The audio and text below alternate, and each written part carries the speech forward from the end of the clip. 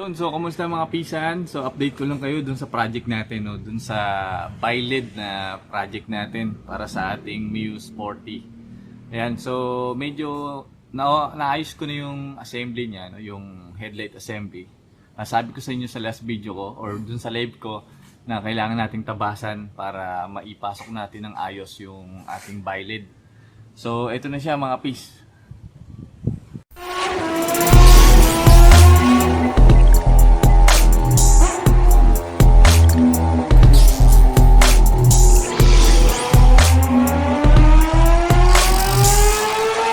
So, ito na yung itsura niya mga pis, no? Yung ating headlight assembly. Ayan. So, tinubasa natin siya mga pis. Ayan, no? So, mula dito, pati yung likod, ayan, tabas yan. Para maipasok natin ng ayos yung ating BiLED.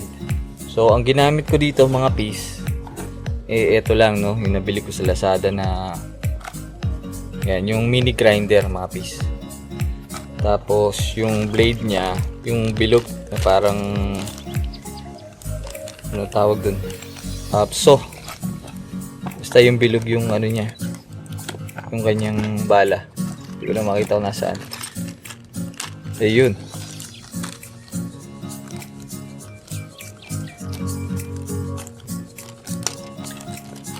Sensya na kayo, medyo natatagalan akong gumawa ng video, no? Ayan, ito yung ginamit ko na pang tabas. So, medyo natatagalan tayo gumawa ng video dahil maulan at wala pang bubong yung ating garahe, no? Kaya hindi tayo makagawa agad ng ating project. Kita nyo naman, ayun yung dalawang motor natin. Balot na balot kasi laging nag-uulan. Napaka-unpredictable nung ating panahon.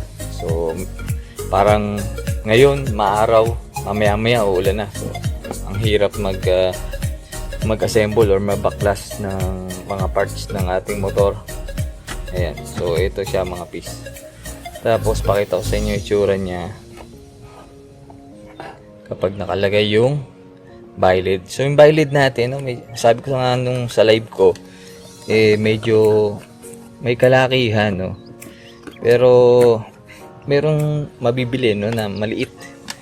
Medyo maliit dito. Ayan. So, no choice tayo. Kaya ginawan ko ng paraan.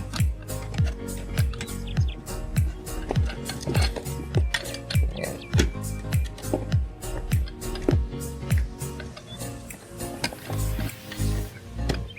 Ayan. So, ito yung tsura niya mga pis. Ganyan.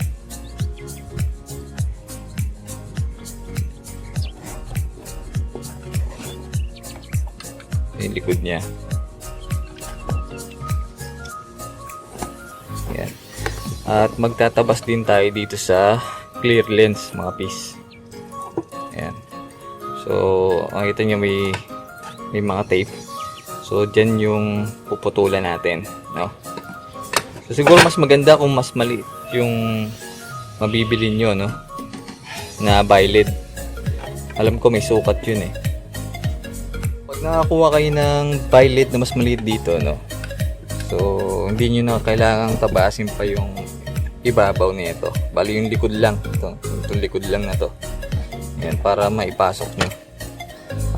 Siguro mas maliit yung tatabasin nyo dito sa bandang likuran ng ating headlight assembly mga piece. Ayan. Okay. Tapos, ang gagamitin nating pangdikit dito kasi aangguluhan pa natin to kung bababa or tataas. So, kailangan pa nating makita yung actual na beam ng ilaw. Kung malayo or malapit, saka natin siya lalagyan ng glue. So, ang gagamitin natin yung itim na glue stick. Yan. So, may mabibili naman sa online, sa Lazada or Shopee. Hanapin nyo lang mga piece. Yan. Okay. Mga piece, so abang-abang lang kayo. Siyempre, hit nyo yung notification bell para ma-notified kayo kapag nag-upload na ako ng bagong video natin. regarding dito sa ating buy lead project ng ating Mio Sporty. Okay? So, huwag nyo kakalimutan mga peace na mag-like, share at subscribe dito sa ating YouTube channel. Siyempre, kalimbangin mo na rin yung notification bell natin para updated kayo palagi sa mga bagong videos na ilalabas ko. So, hanggang dito lang mga peace.